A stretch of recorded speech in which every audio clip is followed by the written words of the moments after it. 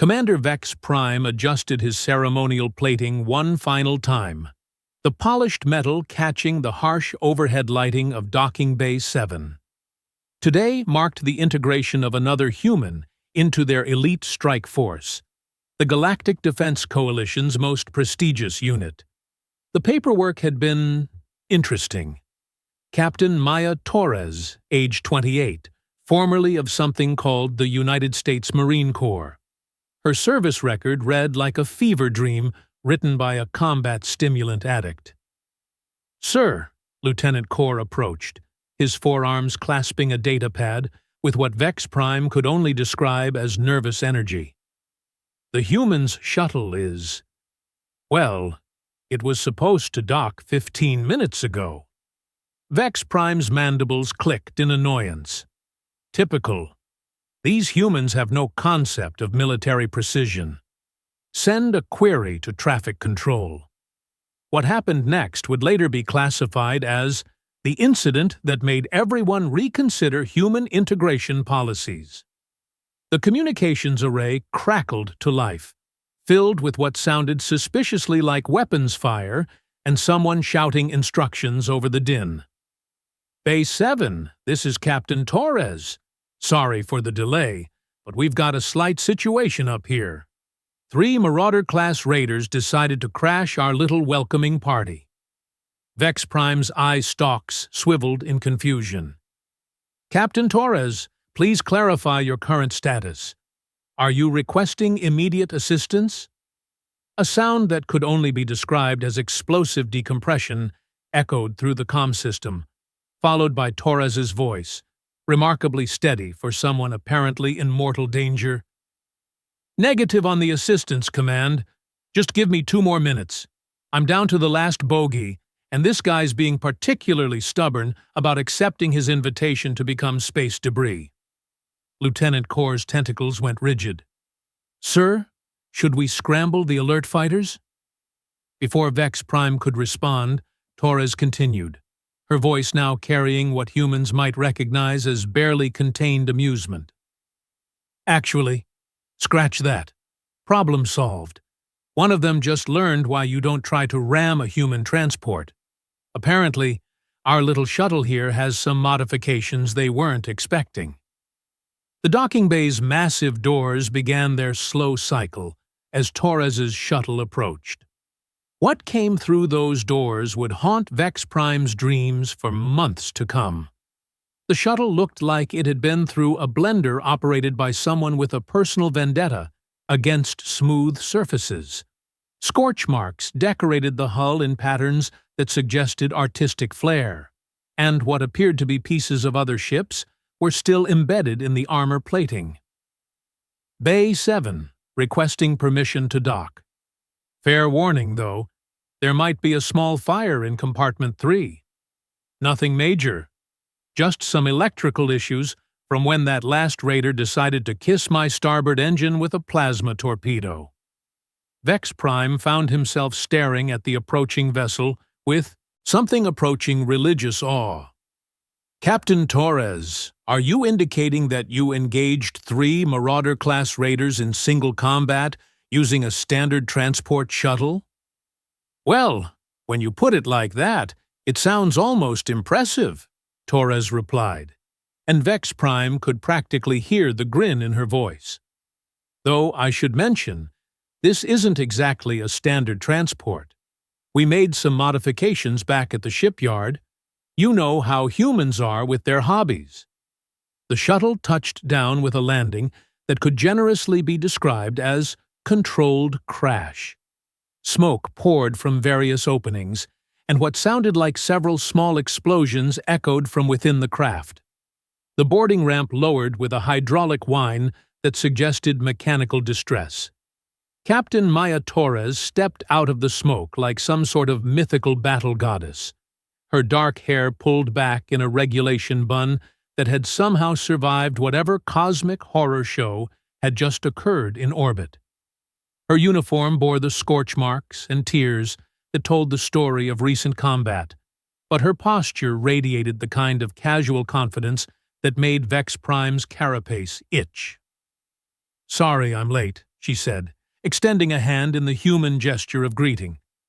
Traffic was murder up there. Literally. I hope I didn't keep you waiting too long. Vex-Prime stared at the offered hand, then at the smoking shuttle, then back at Torres. Captain, our records indicate you were scheduled for a routine orientation and integration process. There was no mention of combat operations. Torres tilted her head, genuine confusion crossing her features. Combat operations? Oh, you mean the raiders? That wasn't planned. They just sort of showed up. Wrong place, wrong time, wrong species to mess with. She shrugged. Besides, I figured it was some kind of test. You know, see how the new human handles unexpected situations. Lieutenant Cor's data pad slipped from his suddenly nerveless grip, clattering to the deck. You thought it was a test? Well, yeah. I mean, 3 raiders showing up right as I'm about to dock for my first day? Either that's one hell of a coincidence, or someone wanted to see what I could do under pressure. Torres's grin widened. Did I pass? Vex-Prime realized his mouth was hanging open, which was particularly embarrassing given that his species had 4 of them. Captain Torres, those raiders were part of the Crimson Tide Syndicate. They've been terrorizing this sector for 3 standard months. Our intelligence suggested they had a fleet of 12 ships. Had being the operative term, Torres replied cheerfully. I'd estimate their fleet strength at about 9 ships now. Maybe 8.5, depending on whether that last guy managed to restart his engines before his life support gave out. She paused, considering. Probably 8. The implications of this statement settled over the docking bay like a blanket made of pure, concentrated terror.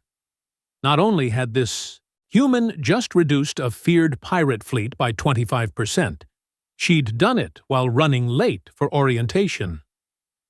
Captain, Vex-Prime managed, his voice climbing several octaves, how exactly does one accidentally encounter and engage 3 enemy vessels while en route to a routine docking procedure? Torres's expression suggested she was dealing with someone who'd just asked why water was wet. They were sitting in the shipping lane, running what looked like a standard interdiction pattern. Pretty sloppy work, actually. I could have avoided them entirely, but... She gestured at the smoking shuttle. This old girl doesn't like backing down from a fight. Plus, they fired first. They fired first, Lieutenant Cor repeated faintly. Right across our bow, too. Rude, if you ask me. So I figured, hey, might as well teach them some manners. Torres walked over to her shuttle and patted the scarred hull affectionately. Good thing the previous owner was paranoid about pirates. This baby's got more hidden weapons than a Terran diplomat at a peace conference. Vex-Prime was beginning to understand why human integration had been such a contentious issue among the Coalition leadership. Captain Torres, our intelligence reports suggested that Marauder-class raiders are equipped with military-grade shielding and weapons systems. Oh, they are, Torres agreed. Pretty impressive stuff, actually. Their mistake was assuming I was flying a standard civilian transport. She opened an access panel on the shuttle's hull, revealing what appeared to be enough firepower to level a small city. Previous owner was a smuggler named Dutch Mackenzie. Paranoid old coot, but he knew how to prepare for trouble. The name meant nothing to Vex-Prime, but the weapons array made his respiratory systems skip several beats. That appears to be a Mark 7 plasma cannon. Mark 9, actually. Dutch like to upgrade. Torres closed the panel with practiced ease. The torpedo tubes are hidden behind the cargo bay doors, and the shield generators are military surplus, technically legal since they're defensive systems. And the offensive systems? Torres's grin turned predatory. What offensive systems? This is just a humble transport shuttle with an unusually robust defensive capability. The fact that my defensive measures tend to be proactive, well, that's just good tactical thinking. Lieutenant Core was frantically taking notes on his backup data pad. Captain, how did you acquire such extensive combat modifications on a transport vessel? Dutch left them to me when he retired. Said something about humans being the only species crazy enough to actually use his toys properly. Torres's expression softened slightly. He wasn't wrong. Most species see a problem and try to avoid it. Humans see a problem and immediately start figuring out how to solve it permanently. The profound simplicity of this statement sent chills down Vex-Prime's spine. Human problem-solving methodology wasn't just different from other species. It was fundamentally alien. Where a Corellian would negotiate, where a Zenthari would retreat, where a Vorthan would call for backup, humans would apparently just start shooting until the problem went away. Captain Torres, Vex-Prime said slowly, what exactly were you doing at 0400 hours this morning? Live fire exercises, Torres replied without hesitation. I always run drills before a big day. Weapon systems, evasive maneuvers, damage control protocols, standard stuff. Standard stuff. Vex-Prime filed that phrase away for future reference, along with humble transport shuttle and proactive defensive measures. Human language was apparently filled with euphemisms that masked terrifying realities. So, when the raiders appeared, he continued, you were already prepared for combat? Well, I wasn't expecting company, but yeah, always better to be ready for trouble than sorry you weren't. Torres checked something on her wrist chronometer. Speaking of which, should we get started with this orientation? I'm curious to see what kind of training facilities you've got here. The thought of Captain Torres loose in their training facilities sent a shiver of anticipation mixed with dread through Vex-Prime's nervous system. Perhaps we should begin with a more theoretical approach to your integration. Theoretical? Torres's eyebrows rose. You mean like classroom stuff? Lectures and presentations? Initially, yes. We need to assess your compatibility with our existing protocols. Torres looked genuinely disappointed. No offense, Commander, but I've never learned much from sitting in a classroom. I'm more of a hands-on kind of person. Given what hands-on apparently meant in human terms, Vex-Prime decided that theoretical assessment was definitely the safer option. I think we'll start with the basics, Captain. Coalition structure, chain of command, operational procedures. Sure, but can we make it interactive? Maybe run some tactical simulations? Torres's enthusiasm was genuinely terrifying. I brought some scenario files from my last unit. They're based on real operations from the Human Covenant War. Vex-Prime had read the classified reports about the Human Covenant War. The fact that any humans had survived it was considered a minor miracle by xenobiologists across the galaxy. The fact that they'd won it was still being debated by military theorists. Perhaps we should work up to simulations, he suggested carefully. Fair enough. But just so you know, I work better when I understand the practical applications. Theory's great, but I like to know how things work in the real world. Torres glanced back at her still-smoking shuttle. Speaking of which, should I move this thing to a maintenance bay? I think Compartment 3 finally stopped burning, but the engine diagnostics are showing some interesting warning lights. The casual way she mentioned her transport being on fire struck Vex-Prime as fundamentally wrong. Fire was bad. Fire on spacecraft was very bad.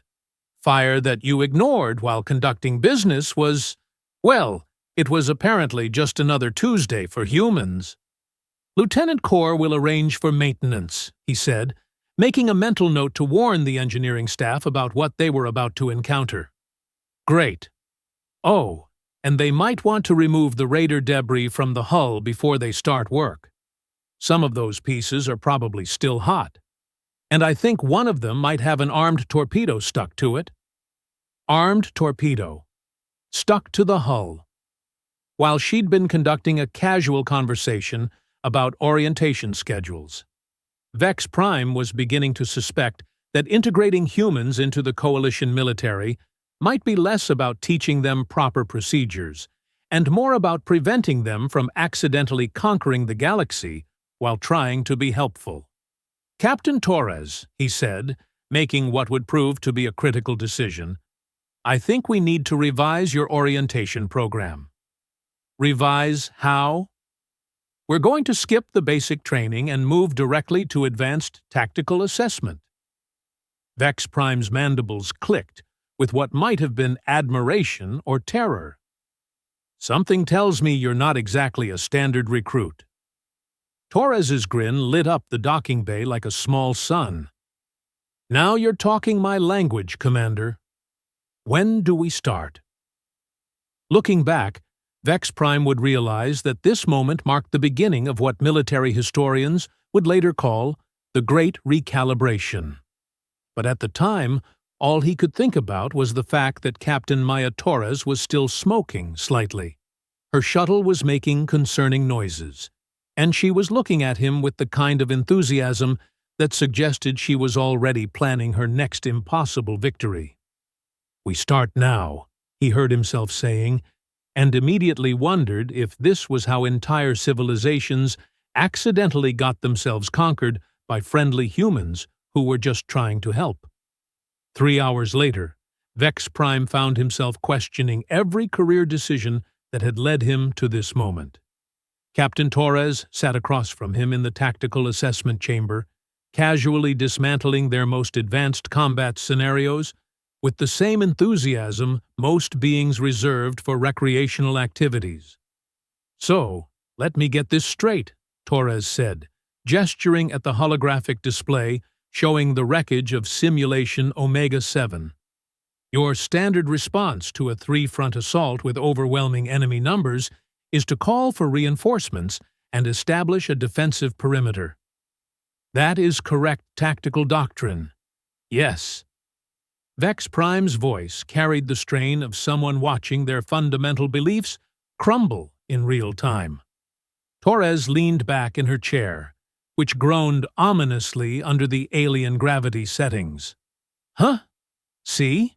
Where I come from, overwhelming enemy numbers just means you don't have to worry about missing when you return fire." Lieutenant Corr, who had been documenting this entire exchange, made a small whimpering sound. "Captain Torres, the simulation indicates enemy forces outnumbered friendly units 47-1. Right? Target-rich environment." Torres pulled up the tactical replay with practiced ease. "Look here. At Mark 423, your computer has me pulling back to establish a defensive line. But why would I want to give them time to coordinate their attack?" She manipulated the hologram, showing an alternative approach where the lone defender suddenly accelerated toward the enemy formation. "Instead, I punch through their center column here, force them to break formation to avoid friendly fire incidents, then use their confusion to eliminate their command structure." The hologram showed the enemy fleet dissolving into chaos as their leadership vessels exploded in rapid succession. What had been a hopeless last stand became a rout in less than 6 minutes. "Of course, this assumes they're using standard pack tactics," Torres continued. "If they were smart, they'd have kept their commanders in the rear and used overlapping fields of fire to prevent breakthrough attempts." "They were using our most advanced tactical algorithms," Vex-Prime said weakly. "Yeah, that's kind of the problem." Torres's expression suggested gentle disappointment, like a teacher explaining basic concepts to a slow student. "Your algorithms are designed around the assumption that rational beings avoid unnecessary risks. But sometimes the most unnecessary risk is exactly what wins the fight." She brought up another scenario, this one showing a hostage rescue operation. The standard solution involved careful reconnaissance, precise timing, and minimal casualties. Torres's approach involved what could only be described as aggressive architecture removal. See, your plan takes 47 minutes and requires perfect coordination between 6 different units, she explained, highlighting the original mission parameters. But if you just remove the building, the hostages are in. The simulation showed a human-operated mech literally picking up the structure and walking away with it, leaving the confused hostage-takers standing in an empty lot. The hostages are secure, the bad guys are in the open, and the whole operation takes about 3 minutes, Torres concluded. Plus, you save money on the building's demolition costs later. Lieutenant Corps' tentacles had gone completely limp. Captain, that building contained 150 civilian families, who are now safely evacuating from the structure I'm carrying to the designated safe zone, Torres pointed out. Meanwhile, the hostage-takers are experiencing what we call sudden ground-level building reassignment syndrome. Very effective at encouraging surrender. Vex-Prime realized he was developing what humans might call a headache. Captain Torres, our doctrine emphasizes minimizing collateral damage and preserving infrastructure. Sure, and that's great for peacetime operations. But when lives are on the line, sometimes you need to think outside the tactical manual. Torres switched to a different scenario. Like this one. Evacuation of a colony world under orbital bombardment. The standard coalition response involved establishing evacuation zones, coordinating with local authorities, and methodically moving population centers to safety. Estimated completion time, 6 days. Torres's approach involved hijacking the enemy bombardment ships. Wait, what? Vex-Prime stared at the simulation. How are you commandeering orbital platforms from a ground-based position?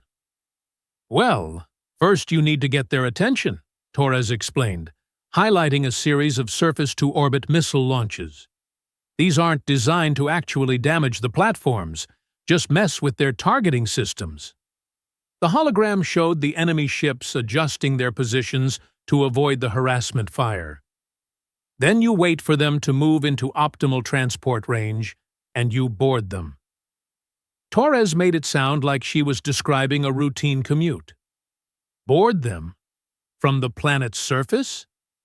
Sure. You just need a ship fast enough to reach them before they can adjust course, and crazy enough to attempt a boarding action against a larger vessel. Torres grinned. Humans excel at both requirements. The simulation showed what appeared to be a retrofitted cargo hauler ramming directly into the side of an orbital bombardment platform.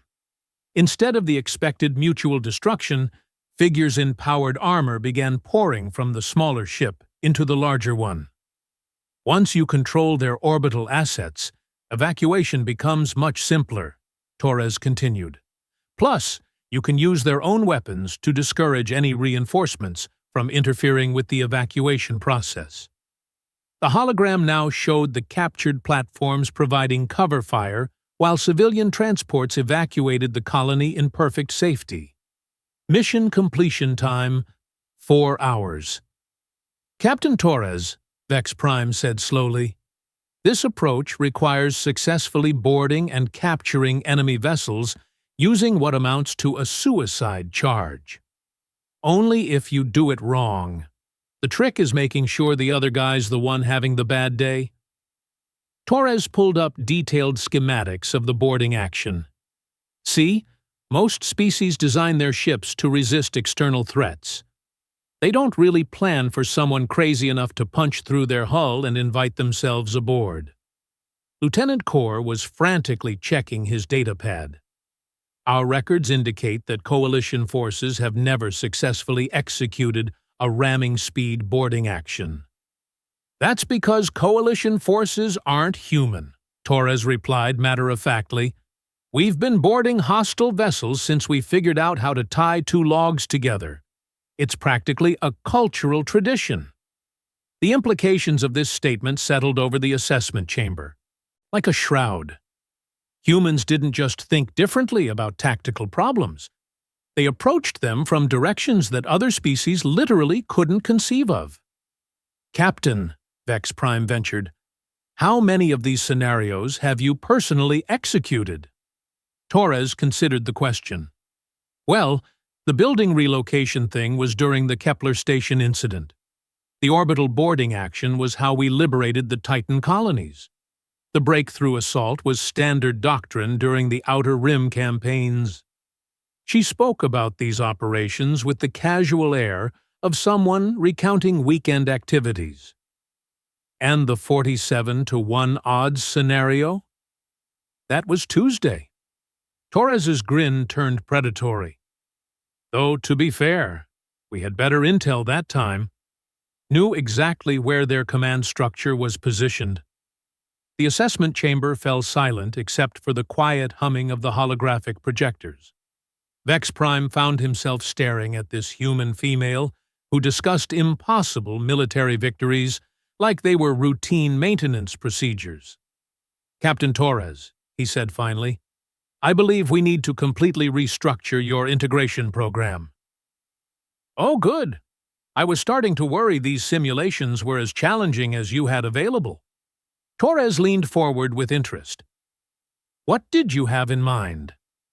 "We're going to assign you to Training Command," Vex-Prime announced, making a decision that would reshape Coalition military doctrine for generations to come. "Training Command?" Torres looked puzzled. "You want me to teach classes?" "I want you to teach our instructors how to think like humans," Vex-Prime clarified. "Our current tactical doctrine appears to be fundamentally inadequate when measured against human problem-solving methodology." Lieutenant Corps' datapad made alarming beeping sounds. "Sir, are you suggesting we revise military doctrine based on a single human's unconventional approaches?" "Lieutenant, this human's unconventional approaches have successfully resolved more tactical scenarios in 3 hours than our best strategists manage in a standard month." Vex-Prime gestured at the holographic displays, still showing the wreckage of their supposedly impossible challenges. "I'm suggesting we learn from someone who apparently considers our most difficult problems to be warm-up exercises." Torres's expression brightened considerably. "Now, that sounds more interesting than orientation lectures. When do we start?" "Immediately. But first, we need to address some logistical concerns." Vex-Prime pulled up a new hologram, this one showing Coalition fleet positions across the sector. "Your arrival this morning has apparently created some complications." The display highlighted several red zones where enemy activity had increased dramatically over the past few hours. "Complications?" Torres studied the tactical overview with professional interest. "It seems that your encounter with the Crimson Tide Raiders was observed by their associates," Lieutenant Corps explained. "Intelligence reports suggest they're mobilizing their remaining forces for what they're calling revenge operations against the human threat." Torres nodded thoughtfully. "That's actually pretty reasonable from their perspective.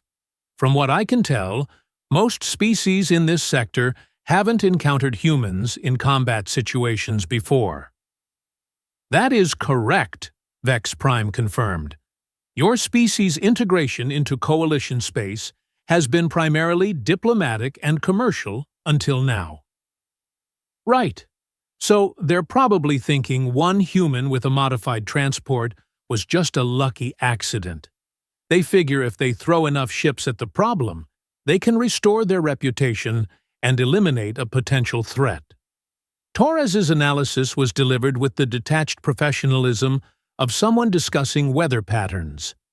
"According to our intelligence estimates, the Crimson Tide Syndicate maintains approximately 30 combat vessels," Vex-Prime said. They appear to be converging on this sector. 30 ships. Torres considered this information. That's actually a pretty substantial response force. They must be taking this seriously. The casual way she discussed facing odds of 30 to 1 made Vex-Prime's respiratory systems stutter. Captain, Coalition protocol in this situation would be to request immediate reinforcement from Sector Command and establish defensive positions around critical installations. How long would reinforcements take to arrive? 72 hours, minimum. Torres shook her head. That's way too long. They'll have established tactical superiority by then, and civilian installations will be at risk. She stood up, stretching with the easy confidence of someone who'd just decided to solve a problem. Besides, if we let them choose the time and place for this engagement, we lose the initiative. Captain Torres, Vex-Prime said carefully, are you suggesting that we engage 30 enemy vessels with current available forces? I'm suggesting we don't give them the chance to coordinate their attack, Torres corrected. Hit them while they're still moving into position, before they can establish proper formations or tactical coordination. Lieutenant Corps made choking sounds. Our current available forces consist of 6 patrol vessels and a training squadron. Plus me, Torres added cheerfully, and my shuttle's been upgraded since this morning. I had the maintenance crews install some of the equipment we salvaged from those raiders. The thought of what human-modified raider technology might look like sent chills down Vex-Prime's spine. Captain, engaging enemy forces at 5 to 1 odds would be considered tactically inadvisable by any reasonable military standard. Good thing I'm not reasonable, Torres replied. Besides, those aren't really 5 to 1 odds. That's assuming their 30 ships are properly coordinated and operating at peak efficiency. She moved to the tactical display, manipulating the holographic enemy positions with practiced ease. But look at their movement patterns. They're approaching from 4 different vectors, which means they won't be able to provide mutual support until they reach the convergence point here. She highlighted a region of space approximately 6 hours away at current speeds. If we intercept them here, while they're still strung out along their approach routes, we're not fighting 30 ships at once. We're fighting 7 groups of 4 or 5 ships each. The mathematical simplicity of this observation struck Vex-Prime like a physical blow. You're proposing to attack each group separately before they can unite. Exactly. Classic defeat in detail. We hit the lead elements hard and fast, then move to the next group before they can react to our presence. Torres's enthusiasm was genuinely terrifying. The key is speed and aggression. Don't give them time to think or coordinate their response. Captain, Lieutenant Corps said faintly, even 4 to 1 odds would be considered extremely dangerous. Only if you fight fair, Torres replied. But humans stopped fighting fair about the same time we figured out that rocks hurt more when you throw them really hard. She turned to Vex-Prime with an expression that mixed professional competence with barely restrained excitement. Commander, I need operational command of all available vessels and permission to implement emergency tactical modifications. Vex-Prime found himself nodding before his conscious mind could object. Granted. What do you need? 6 hours to prep the ships and brief the crews. Then we go hunting. Torres's grin was sharp enough to cut steel. Time to show the Crimson Tide Syndicate why humans don't make good targets. As she strode out of the assessment chamber, already talking rapidly into her communication device about weapon modifications and tactical adjustments, Vex-Prime realized he'd just made a decision that would either save the sector or result in the most spectacular military disaster in Coalition history. Sir, Lieutenant Corps said quietly, what have we just done? Vex-Prime watched Captain Torres through the chamber's transparent walls as she began transforming their quiet training facility into what appeared to be a military hurricane. "I believe, Lieutenant, we've just discovered why humans won their war against the Covenant," he replied, "and why everyone else was smart enough to surrender before they had to find out personally." The next 6 hours would prove him right on both counts.